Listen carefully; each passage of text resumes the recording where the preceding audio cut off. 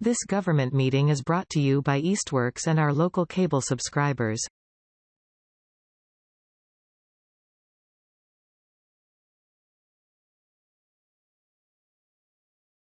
Okay, calling to order the meeting of the Ad Hoc Cost Efficiencies Committee for March 29th, 2023 at about 3:01 p.m.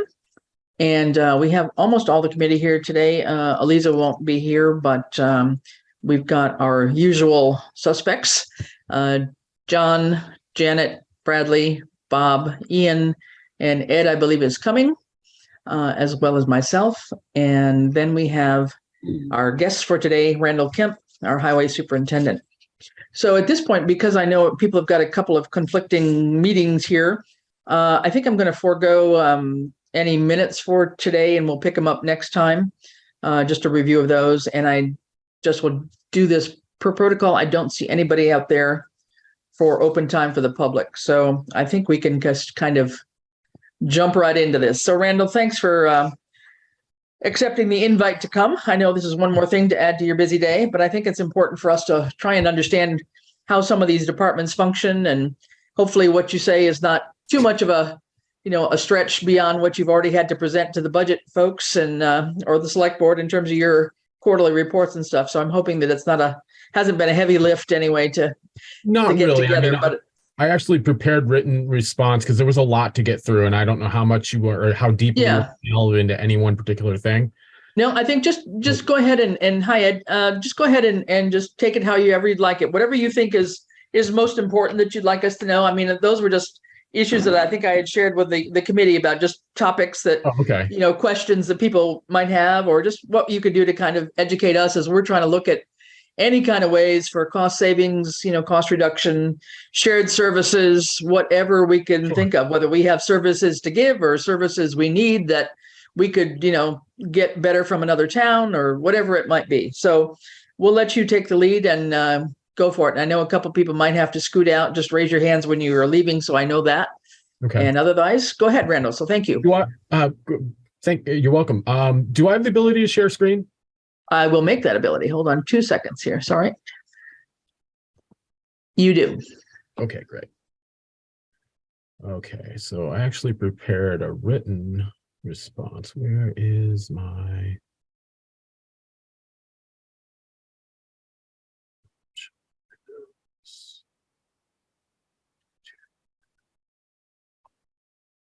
Okay, so I answered the questions that you guys had as far as services. I think most of you know the high points of what we do. Brandon, could you just make that one page and a little bit bigger so we can see it easier? Sure. Let me see if I can do that. Yeah, and then just... How's that? That looks great. Thank you. Yep. Okay. So I'll go through some of these quickly, but you could probably read them as fast as I can say them out loud. This list is not all inclusive. I tried to hit the high points. Basically, what I feel like my role at the highway department is, whenever there's not something that another department takes care of, it usually comes to us. And I don't mind that. I think I've always felt like our department was here to solve problems that jump up if we are able to. But these are the main things that I think we have provided in the past, and I think it's the minimum that the public expects from my department. Mm-hmm. So I don't know how fast people are reading, but I can scroll down when everybody's ready. Well, just a thought. Could you maybe highlight maybe the top 2 or 3 things that you spend most of your time on, maybe, or maybe it's seasonal? I don't know. Yeah, it's completely seasonal. It seems like, so recently we've been in mostly a keeping roads passable mode, where we will sand and salt and plow in between storms, and then when we have the opportunity, we'll be out repairing potholes. We've put that down because right now we've got trees, branches down on just about every road in town. So for the past 3 days, we've been working exclusively on cleaning up trees. Mm-hmm. And this might be a good time to mention that if we jump down, when I'm fully staffed, I should have 9 employees in the department. And right now I have 5. I'm short 1 mechanic, 3 plow drivers. So it makes it a little hard to keep up with everything we've got to do, but we're doing our best.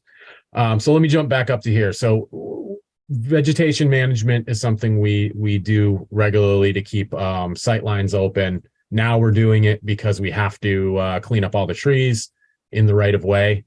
Mm-hmm. And then in the summertime, when we move to summer operations, it's a lot of sweeping will be the next thing we have to accomplish, getting all the residual sand off the roads. And after that, we move right into athletic field maintenance and mowing. Mm-hmm. And that keeps us busy probably 4 days a week, just trying to keep up with mowing. And are grounds mowed like every 2 weeks or once a month or? No, we had a year, I think it was 2014, where we tried to cut costs. And that was an idea I had where I thought maybe I could skip a week and only mow them every other week. What happened was the grass grew too fast and it ended up clumping and looking like hell. So we ended up having to mow them twice that week to break up the clods of grass. So it's not really feasible to cut down mowing to once every 2 weeks. We have to do it weekly. And it's a pain in the butt, but it's something we have to keep up with. And we get a lot of complaints about the athletic fields the minute they get a little too long. Mm-hmm. So, but so go ahead. No, I was going to say, so the weekly would be just the athletic fields and the others could be stretched out, or? It doesn't matter what you stretch them out. They're going to look like hell if the grass gets too long and then it clumps up and you get those, you know what I'm talking about? You ever seen when somebody waits too long? It's like you could almost hay it. Yep. And that's an option. We could get some goats. There we go. Trying to think of some of the other things I've tried to do over the years to cut down on costs that have blown up in my face. Sweeping's not something we can put off. That's required by MS4. Catch basin cleaning, again, that's required by our MS4 permit. Pavilion bathroom cleaning, that's on weekend, that's on overtime for the most part. And hey, Randall, could you explain what MS4 means to those? Oh, I'm sorry. It's the municipal separate stormwater sewer. Basically, the EPA makes us have a permit for our catch basin systems that catch all the stormwater and then discharge them to water bodies in certain areas of town. And they're called the urbanized areas of town. And basically, there's not any population density in Southampton that puts us into that category. However, around the edges of East Hampton, Holyoke, and Westfield, for example, all the subdivisions off Pomeroy Meadow Road, those added to the population density of East Hampton puts a lot of Pomeroy Meadow into that category of urbanized area that's under control of the permit. The ponds over off of County South are in that classification, and Brickyard Road, because of the presidential area, the presidential named streets, that pushes us up into I think those are 3 of the 5 areas in town we have. And so we have an EPA permit that says we have to do X, Y, and Z in order to be able to discharge. And it's a long list of things: education, minimum control measures, they call them. This year we have a retrofit of a town-owned facility. It's like a demonstration project that we're going to have to complete that will reduce nitrogen load into a water body. We hire a consultant to help us manage all the things we have to accomplish, but we end up doing a lot of the work to comply with that permit. Great, thanks. Okay, yeah. So why don't you scroll on down then? I think this gives us the overview of the important things. Yeah. Operate the transfer station. We do garbage pickup. I know I've had the school we've had trouble getting them to comply with the recycling. Would you mean trash pickup? I don't think we can pick up garbage anymore. Garbage, yeah, trash, whatever you want to call it. Here, I'll fix it for you. I also noticed a couple of bullets above that. It says operation and management of the diesel and gasoline underground storage. I don't think we got gasoline underground storage anymore. Oh, we're not gonna try and get gasoline back. It would, so we used to, for those. I'm concentrating on trying to update. Well, considering the fact that everyone's accusing Randall of hitting them with bills that they've never seen in their entire 20 years town. Oh, right. I was going to send you some of those emails, John. I forgot to do that.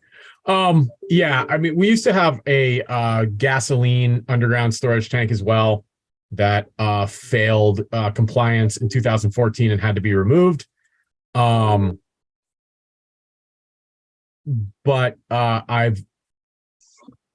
we've been able to do without it. We got a gas card.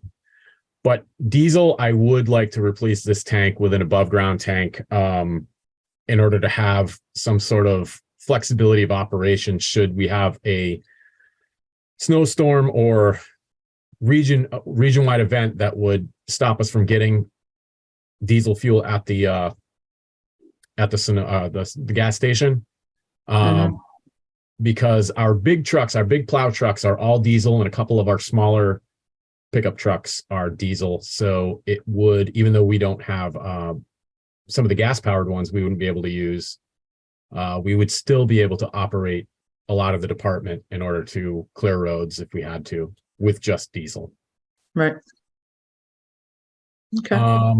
And some of this stuff I could go down a rabbit hole talking about. So I'm trying to give you a very shallow view of it. Any of it, that's why I prepared this written response. So if you have any follow-up questions, I'm happy to pursue them.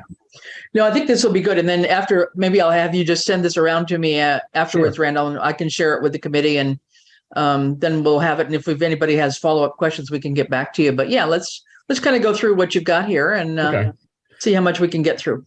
Okay, so I jumped on staffing level earlier. We're about 4 positions down. Where we've been able to make up is I've got some pretty loyal guys who come in and plow for me when we need them. So it's been great to have them on board, but they've got full-time jobs. So it worries me that there'll be instances where they won't be able to come in. And obviously my preference is to have full-time employees because that's only for storm response. And I've got a lot of other things that I'd like to accomplish and that the town expects us to accomplish, that we're getting behind on. Every year we get a little further behind. I try to fill in some of the gaps as well. But of course I'm in competition with all the administrative work I have to complete. And both suffer if I try to do them both. Ideal size for the town staffing. My feeling is that if we were up to full staffing, it would still be nice to have a couple more laborers in the summertime to help with mowing. We haven't been able to do that in the past, but even if they were seasonal employees, thinking high school kids or something, it would be nice. John and I have talked about possibly looking into this, and I don't know what it would take for us to be able to do that, either liability wise or what have you. I don't really have any trends in the longevity of personnel. I've got a core group of guys right now that one of them's been here 35 years. One of them's been here since 2014.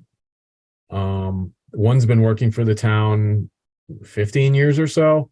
And then my labor is pretty much a year in. I've had long-term employees retire early or just go somewhere else, or ones that have been here only a little while. So I don't really have a trend. But the comments I get are that we're not competitive, and that's why they leave. So The challenges in filling roles, positions, and role of the union. The union has no role in filling the positions. They just represent bargaining unit during contract negotiations and would help resolve grievances should we have any. The salaries, I've talked to the select board. I've sent them emails about this. I'm hoping to get on the wage study to try and see. You can hear that wages aren't competitive, and I did a quick and dirty wage study back in 2017 where I requested union agreements from probably 15 different communities. I only got them back from a few, and I tried to compare apples to apples, not just in compensation of wages, but in other kind of key things that I think are benefit, vacation, sick time, holidays, overtime, longevity bonuses, clothing allowances, and things like that. And this instantly became dated, even though it was 2021. But my analysis suggested that we're low in most job categories. And I can send this around to you too. Okay. So you guys can take a look at it. Where did that go? But just on that point, Randall, didn't we make tremendous headway in the last contract negotiations? We did. Just like you're gonna hear the same story from me with equipment. We're making strides, but we got to keep the pressure up so we can keep making strides. The progress we've made is great. But I think we've got to keep the momentum up and not let our foot off the gas. Yeah. Because we're not, I'm 4 positions down. And if we were competitive, I don't think we would be. Yeah, and you've had those open for quite a while, especially for the mechanic, right? Yes, we had a mechanic for about 3 months. Before that, I think the last time we had a mechanic was several years ago. I looked back in my records, and the last time we were fully staffed was 2018 in April.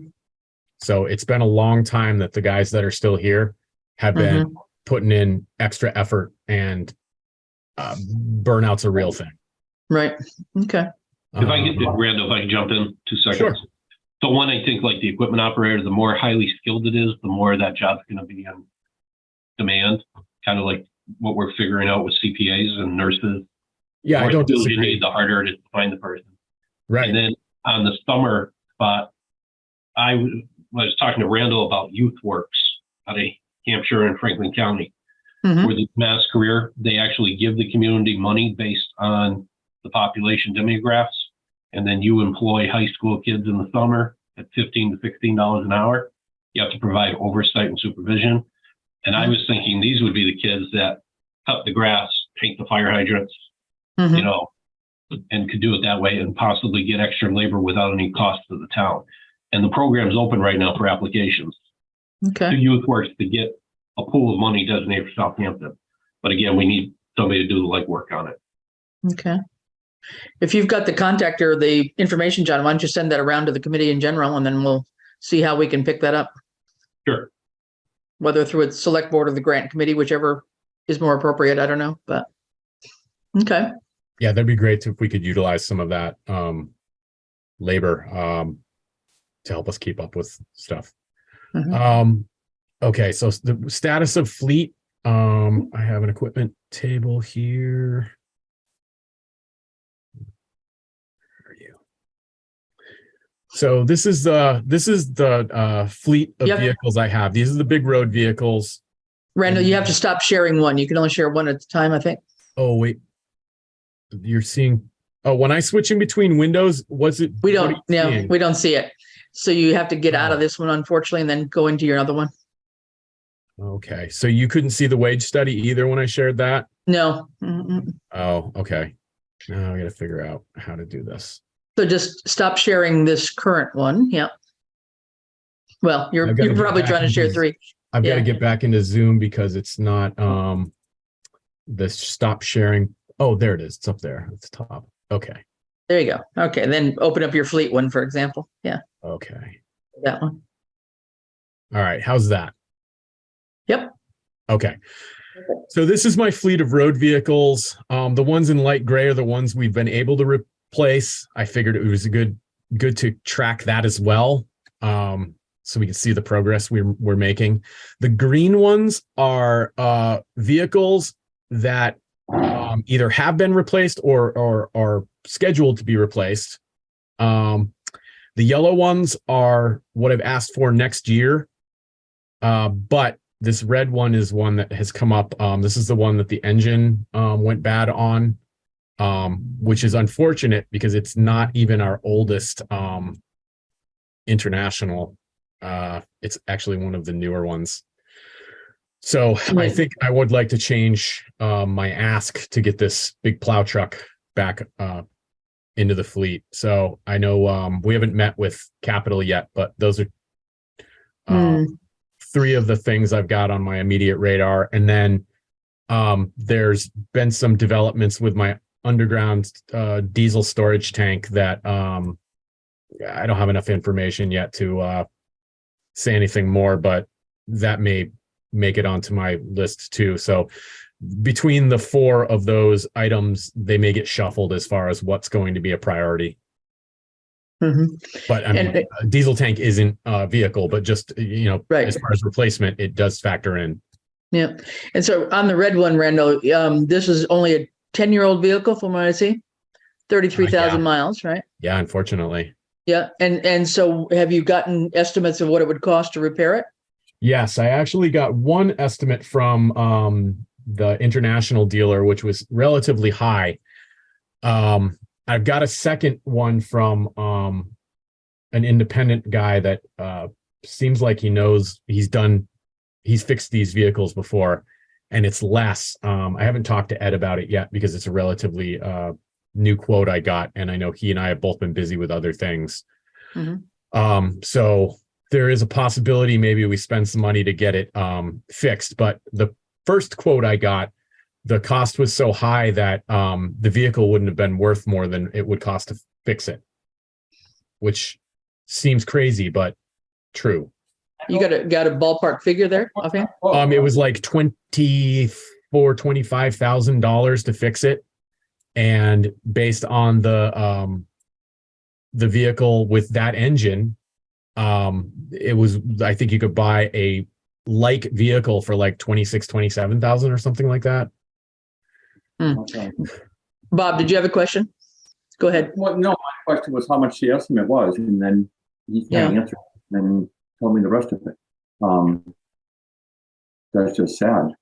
But the other side of fixing this truck is if it's been properly maintained, then you at least know that part's done. So Well, yeah, what's unfortunate is this is the truck. It was one of our newer trucks, and my foremen have taken a real active role in trying to take measures to preserve these trucks. They've got them undercoated every year since they kind of took over mechanical roles for me as well as being foreman. And this truck, we sent it out and had the frame sandblasted and repainted. So it is in better shape than some of the older trucks we have. And so it is a shame that it's sitting outside right now, losing value. Right, but it seems like it's worth fixing it. Pardon me? It seems like it's worth fixing it since you know the vehicle and it's been properly serviced. Yeah, I mean, so Bob, I don't know if you know anything about the international is it Workstar engine? There's one engine in a certain span of time that nobody wants, and that truck falls with that engine falls within it.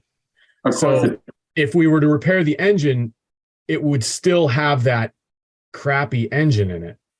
And so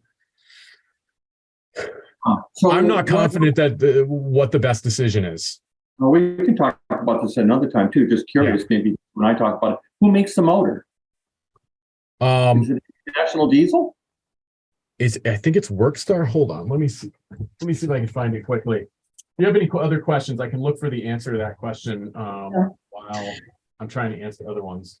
Well, just wondering, and I don't know, I'll just throw it out here, but if for some reason the cost of repairs, say it's that $25,000-$30,000 range to repair this vehicle, how would that compare, or would you ever consider looking for whether it's an international or something different than the Workstar that could be a used vehicle? Do they exist, or are they not even worth thinking about? No, that's exactly what Ed and I have discussed prior, and that was, I think, where we were going to try to go prior to me getting the second quote. Yeah, actually, I'm going to refresh Randall's memory. That original quote was like $47,000, and that's without. Once they get into it, we know they're going to find other things. So at the time, we could find a comparable year with a better truck for somewhere used between $75,000 and $85,000. Wait, you it's 47 for the repair? That doesn't. Oh, that doesn't sound right, Ed. Hold on. Not saying it's not. I'm saying it doesn't sound right. That's okay. Yeah, but I mean, so the idea though, there's nothing, if we could find something on a used basis, that would be an option. It doesn't always have to be a new vehicle, right? So. Right. I mean, for the most part, when I replace a very old vehicle, I would like to get a new vehicle, because it's almost like you're kicking the can down the road. You're still starting with a 10-year-old vehicle. More maintenance. Yeah. You get what I mean? Yeah. And just looking at the chart here, Randall, and thanks for this. Is there a year? I'm not quite seeing it. Is there a sort of a year breakout as to when you're intending to replace these? Am I missing? I have a vehicle replacement plan.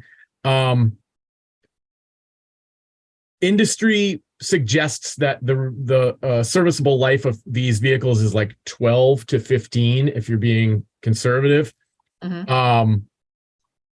But I also realize we've got a long way to go to replace some of these. So I'm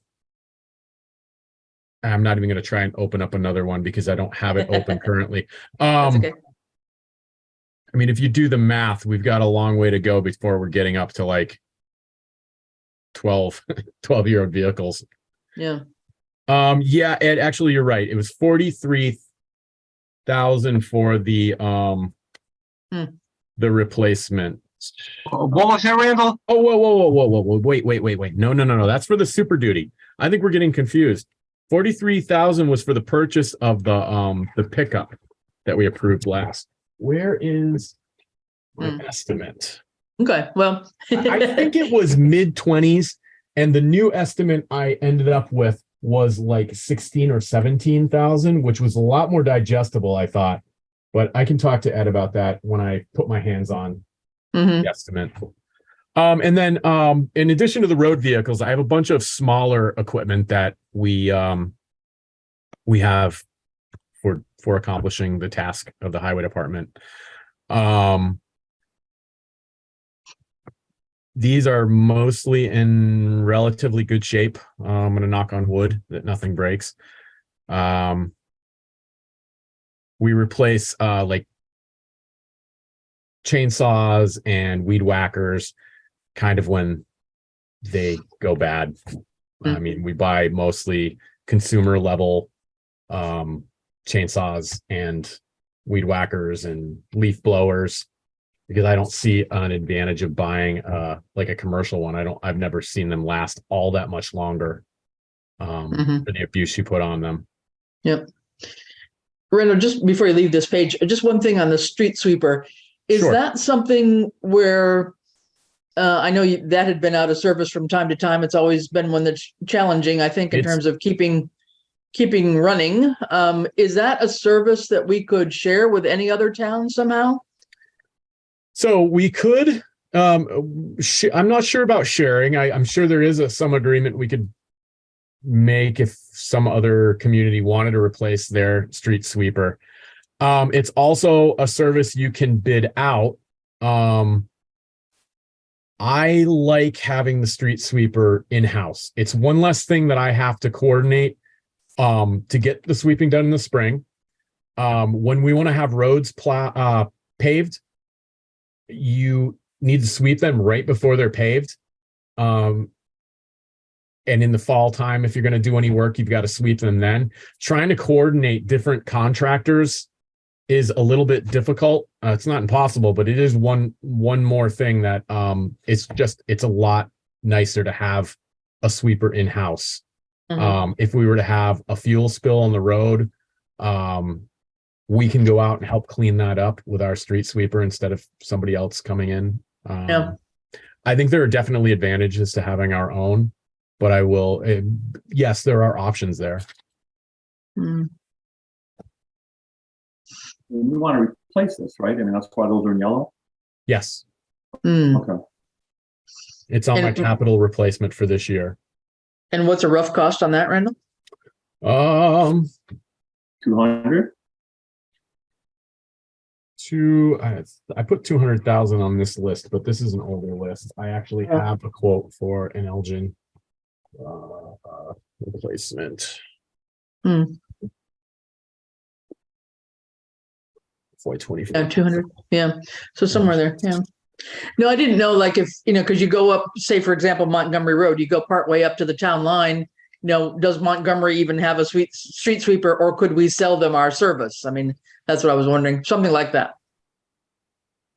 Yeah, I don't know how that would work if we can rent it to other towns. Edwin might have the answer there. I do have the answer for what a new one costs. $280,775. Wow. Okay. Yeah, and I guess my thought would be that we'd rent our equipment operator and I wouldn't give it to another town to use their operator necessarily. I would want us to manage, being the driver of it, I guess I'm thinking. But whether we could, contract that would get service. difficult unless if we got fully staffed. Yeah, right. Exactly. Because I couldn't stretch it. Yep. No, just trying to think of other ways that we could make some use of something like that and have, it's probably not an item that a lot of towns have on their fleet, I would guess, or some of the smaller towns, which really, I don't know, East Hampton's probably fine, but I was thinking, more like the Montgomerys, but maybe it's not worth even going up that far with it. So, right. That's I think fine. East Hampton just bought one. Okay. Okay. If you want to go back, we'll share these screens around later on if you can send this to me. But if you want to go back to your other main screen there and just, you were close to the end of that page, I think. Yeah. Right around in there. Okay. So chapter 90, I guess, is the next big one. I tried to go through it. It's tough because I don't really, the only place I list it by year is in my reports, my annual reports. I do have a summary of chapter 90 from the state. Can you see that chapter 90 balance sheet? No, you got to share it again. And I know Bob's got to leave, but just two words on chapter 90 is the money we get from the state on a yearly basis. Yes. We get about $314,000 a year. Did Bob have a question? No, Yeah. I was just checking out. Okay. And I'll be in touch, Randall. I've got some questions. Okay. Because basically these are the last state aid person started putting in the dates on our summary sheet when the project would be approved. Could you make that a little bit bigger, Randall? Sorry. I will try. Zoom at the bottom. Yeah, I'm getting there. Good. Perfect. Yeah. How's that? Okay. Good.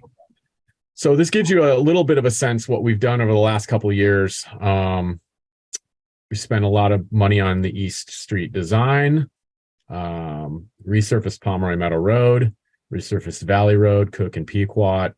The various roads I'd have to look at exactly what roads, but you're going to see the chunks of money we spend on resurfacing and engineering take a lot of money. And right now we're still waiting for VHB to let us know how much we're going to have to spend on East Street design in order to be ready for the 2027 TIP, the Transportation Improvement Program. That's the state money that we're hopefully scheduled for to fund the construction of the East Street reconstruction of East Street. But the design would be paid for through Chapter 90, and any right-of-way acquisition for temporary or permanent easements would need to or this is a probable funding source for that. Randall, what are you restricted to with Chapter 90 monies? So Chapter 90 needs to be a section of roadway. I believe it's more than 500 feet in length. It has to be a town approved road. And what are the other stipulations? I mean, I have to comply with all procurement requirements. So for example, one of the other categories, if I stop sharing, and go back to this screen, there was a question about bidding out. So in order for me to use Chapter 90 money, I have to know what I'm going to use for the next fiscal year and know what project I want to use it on, and then call that project out when I provide my estimates to Franklin Cog because they do our procurement for our big ticket items. So I have to know what streets I want to do in order to name them in the bid. And then I have to accomplish that project in that bid year, or just go out to bid again in the next year. There are a lot of requirements of what isn't eligible, but it's pretty lengthy. The high points are that it has to be a town approved road, and it has to be a section longer than 500 feet. Right. So nothing specific to road maintenance as far as vehicles or equipment, right? It depends on the state aid agent. I know when I took over, we had a guy, Louis Marchand, and he would let people purchase vehicles with the money. They had to be construction vehicles. So I believe what Ed Colley used to do was buy the vehicle and the chassis, and then he would have to find money elsewhere for all the snow fighting things like plows and wing plows and all stuff like that. But the last two state aid engineers we had did not allow us to buy any vehicles. They were pretty adamant that it should be going into the roads and not into vehicle replacement, which they felt was a responsibility of the town to replace.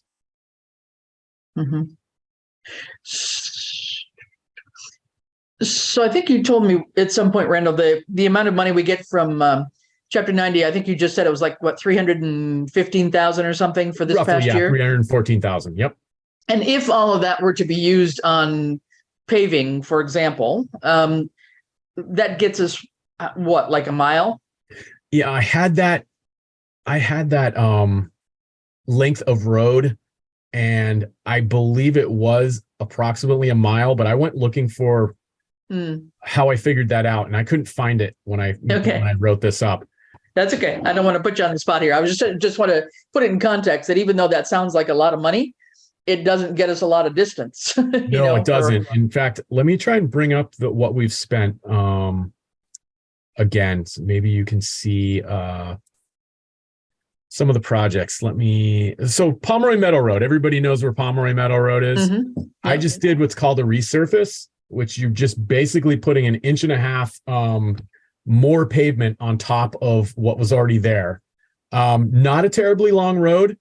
That cost us $232,000. So, 3/4 of what we get in a year or more. If that gives you any kind of sense of what you can accomplish.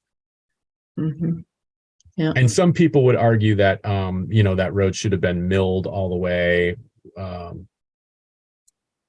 I try to spread the money as thin as I can to get the most accomplished. And other people say it didn't even need to be done, Randall, so you can't win. Yeah. I've walked it though, and I know that. So when I'm trying to figure out which roads I'm going to do in a year, I'll kind of take you through how I figure this out too. We have a pavement management plan from 2018, but again, it's a snapshot in time.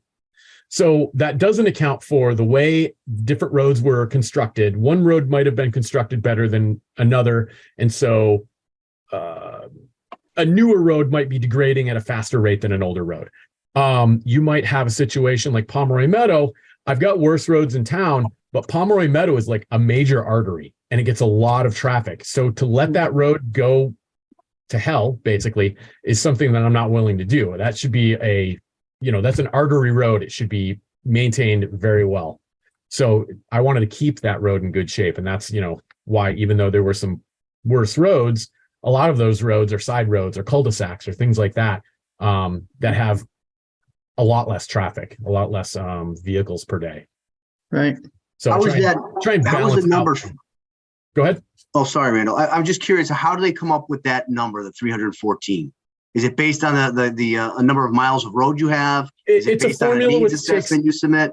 It takes into account the number of road miles we have, something about unemployment, or there's a socioeconomic factor they put in there. And then the third factor is maybe population. But it's a weird formula that is above my head. Right. So it's predetermined. It's predetermined. Yes. Yeah. Mm-hmm. Oh, I got the email from John. Thank you. Mm-hmm. Okay. Regarding YouthWorks. Yeah.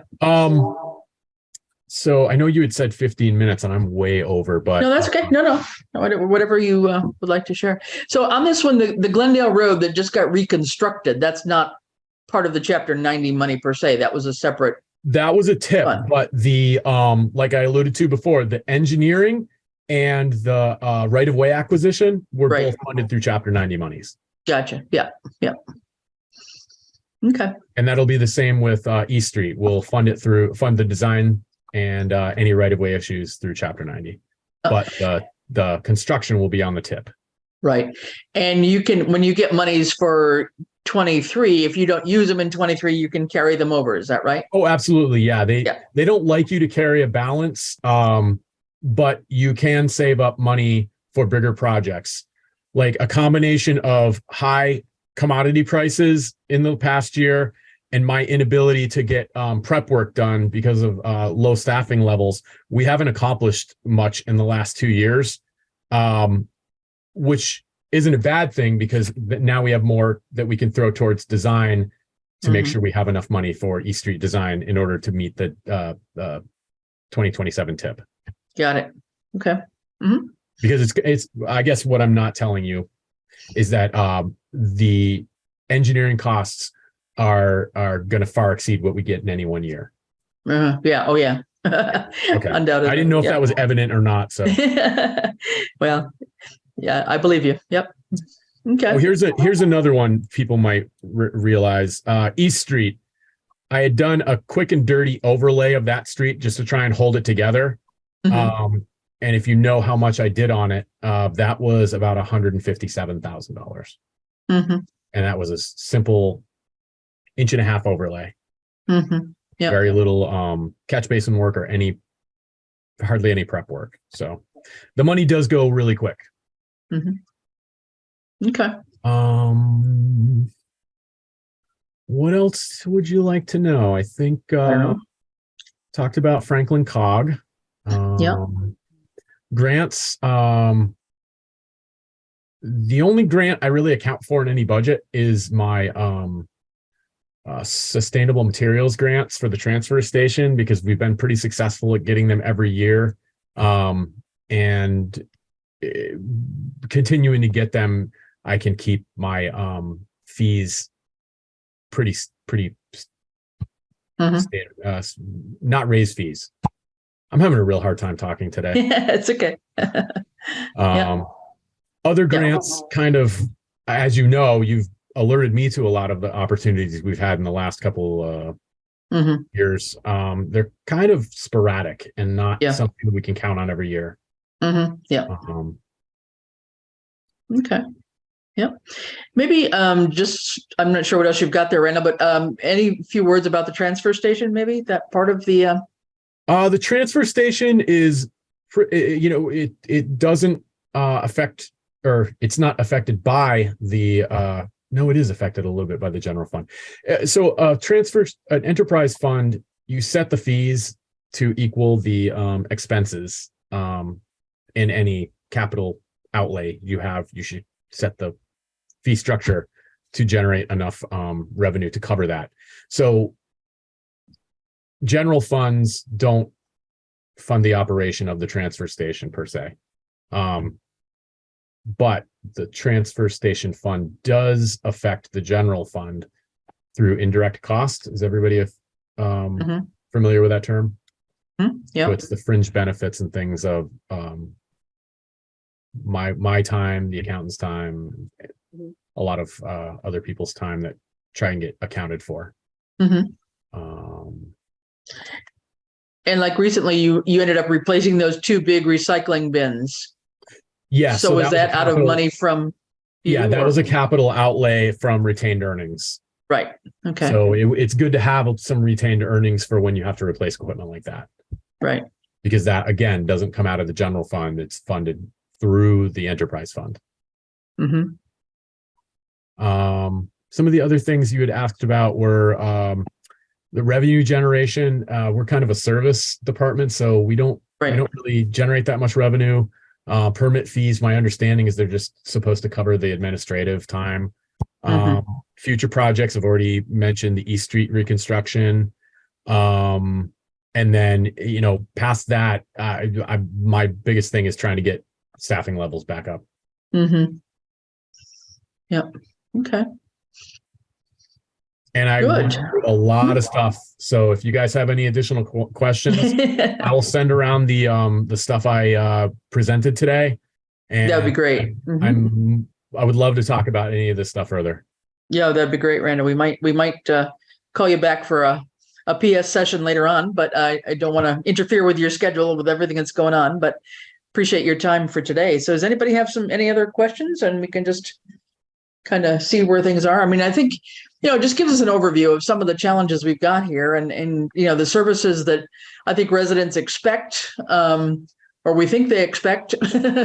Sometimes it's more evident than others, but, and the challenges we have trying to provide those services. And so I think the reality of, what we can do on very limited resources, is important for people to understand. And, somewhere we will figure out how we're going to share some of this knowledge that we've gathered, with the general public too, to make sure that, we're making that better known, I think, in terms of the challenges we have in town.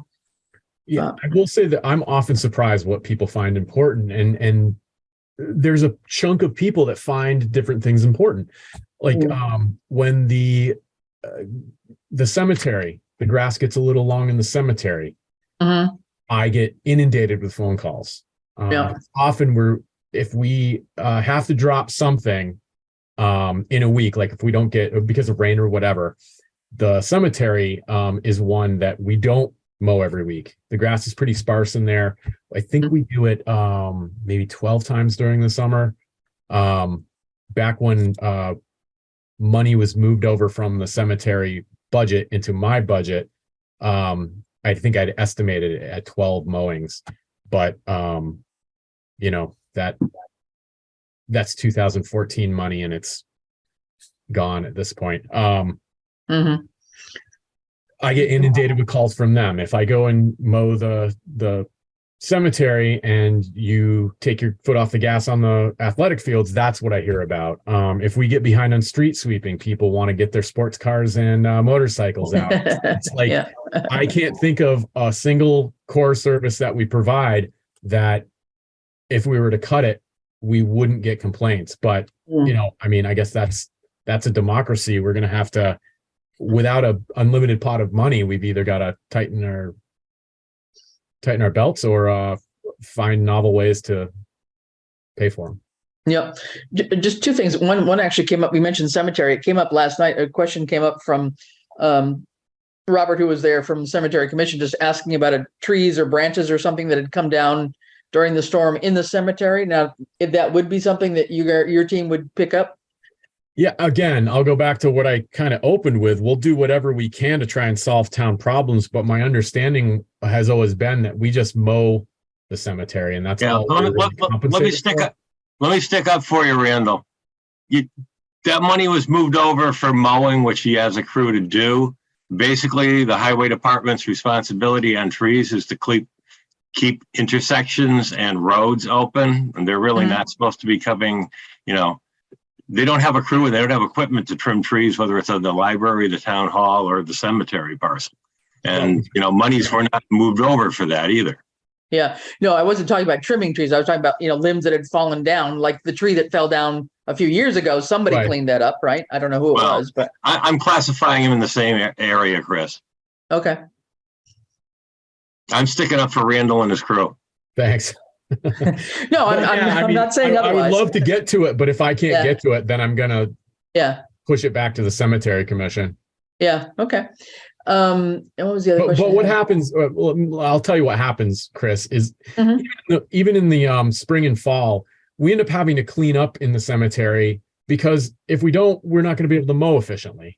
Right. So true. we end up cleaning up leaves. It's something we just end up doing.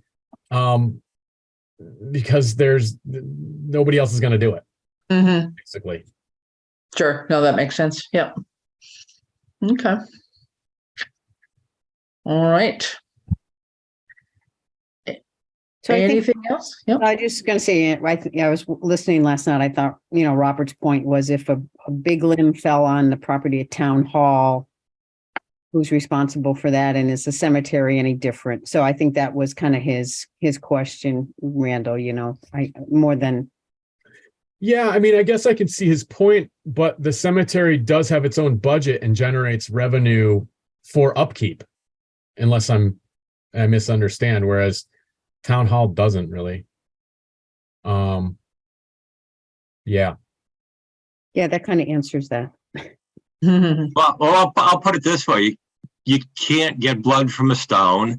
And the more you get away from your core services, you're not getting back to your core services and what you're supposed to be doing. Yeah. Okay. All right. Any other comments, questions? Ian, Bradley, anything offhand? Nope. No, I really. Thank you, Randall. Yeah. Yeah, I mean, I went through a lot of stuff and I went through it really quick and my brain is going so fast that I don't know if any of it made sense, but I mean, trying to distill what we do. Yeah, no, it's a lot. In this department is a challenge just to try and articulate it. Yep. Yeah. There's a lot. Yeah. Thanks, Randall. And I also sent you a little refresher on that truck repair. Okay. Okay. And right, just thanks, one last thing, Randall, as you're talking about, street sweeping and whatever coming up next. I mean, I know you usually put out something like on, the website or the Facebook page, but I guess I'm wondering, how can we better manage town residents' expectations and whether it's a 3-month or I don't know, 2-month program of, okay, the month of April is going to be street sweeping month or whatever. I mean, is that help any, or have you tried those kinds of things? I'm hesitant to put any definitives on Facebook. I try to use it sparingly too. I don't, because there's a big difference between the town Facebook page and the community page. Oh yeah. One of them is just, pardon my French, but bitch, piss and moan. I like to just purely put out informational stuff on the town website, and I do it sparingly. I put something out about branches recently at the transfer station on the side. I saw that. I don't even like to say, well, we're going to be coming around sweeping, because then people can criticize, why don't you do this street? But I do, once we start sweeping, sometimes I will put up something that we're coming around, but I try and make it when we're really into sweeping enough where hopefully the sweeper isn't going to break down, because I've had that happen before. I tell people we're coming around and then the sweeper's down for a month and I start getting phone calls. Well, I saw on Facebook that you're sweeping, but you haven't gotten to my neighborhood yet. Yeah. Okay. And it also, I think, encourages people to sweep their lawns into the road, the dirt from the plows, and you get a good collection. That can be a hazard. Yeah. Probably true. Yeah. No, and I would just suggest too that another way to notify people, if you choose to do so, I think Ian has some nice signs that he has, that we could put out notices on. Those signs you got through CARES, the message boards. Yeah, message boards. Yep, those are always available. Yeah, so those would be ways too to at least put something down somewhere in the center of town, if nothing else. But even at the landfill, Mm-hmm. Yeah, exactly. Yeah. Yeah. The landfill the transfer station seems to be the gathering point for everything. Yep. So, yeah, but I think that would be, just a thought too. So, okay. Well, thanks, Randall. Much appreciated. And we'll let you go, and we'll probably be back in touch at some point. And try and finding better ways to do stuff too, because we're all trying to do the same thing. Yep, exactly. So thank you very, very much. All right. All right. Okay. So thanks. So guys, my only last thought would be to see when and if we want to schedule another meeting sometime in April, and what our topic might be. Does anybody have any thoughts on that? I know Janet mentioned at one point about maybe having some folks in from Eversource that were talking about putting in solar arrays in various towns, but I don't know that they're ready to talk to us yet. Yeah, I don't think we've heard back from them, but did you attend the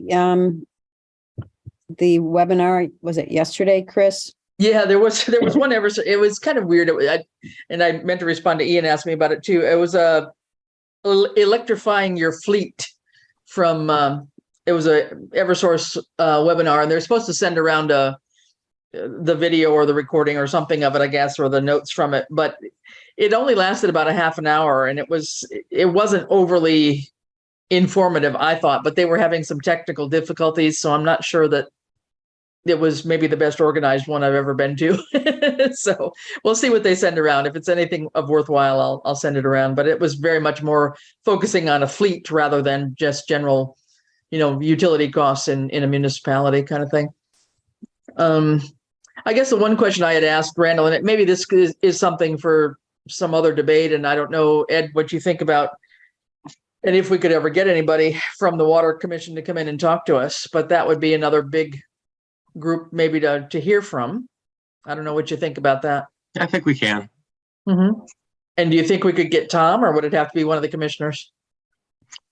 Well, because, a couple of the at least one of the commissioners retired. So I would think it's either going to be Tom or one of the retired commissioners. Mm-hmm. Okay, well, we can talk about that. That's really up to the commission of who they want to come in. Right. Yeah.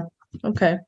All right. Well, maybe we can talk about that a little bit. And then again, like I did with Randall, just come up with a few ideas of some questions so that they could, focus their presentation on us. I think one of the things that, had come up years ago, came and went and got debated, and you all that were here know more than I do, but the whole notion of having a DPW versus separate highway and separate water departments. And I don't totally know why that got knocked down, and whether it's time to think about that again, if that makes any kind of sense, or if that's not even any idea of a cost saving measure. I don't have a clue. I mean, you obviously need both types of services, so how that would work, I don't pretend to even know. I haven't even thought about it, but anyway, we could certainly try to see if we could get somebody from water to come in and talk to us. What's kind of good timing for people? I'm thinking like a month out, later on. Let's see, today's a Wednesday. So a month from today would be the 26th of April. Mm-hmm. How does that sound offhand? I'm available. Okay. All right. Well, let's try that. And if, we find that some people can't attend, I can modify it a little bit, but let's go a month out. We've had a very busy month, and I know the coming month is going to be equally busy, but hopefully we can try and do that. And that'll give us time to get the folks from water online. If we can do that, that would be great. So Ed, I'll work with you in terms of trying to corral them and see how we can do that. Okay. Sure. Very good. Well, I thank you guys much for being part of this, and we'll still see where we're going to consolidate all this information. I think that's still going to be the big challenge, is like, well, we've heard all this. Now what do we do with it all? That's the tough task, I think, too. But we'll see what we can put together here. So much appreciate your guys' time and effort. Okay. I know you're all busy, so thank you much. Can I have a motion to adjourn, please? So moved. All right. Second, anybody? Ian, second. Ian, second. Okay. All those in favor? Aye. Aye. All right. We will call ourselves adjourned right at 4:00. So very good. Thanks, everyone. All right. Take care, everybody. Thank you. Take care. Bye-bye. This government meeting is brought to you by Eastworks and our local cable subscribers.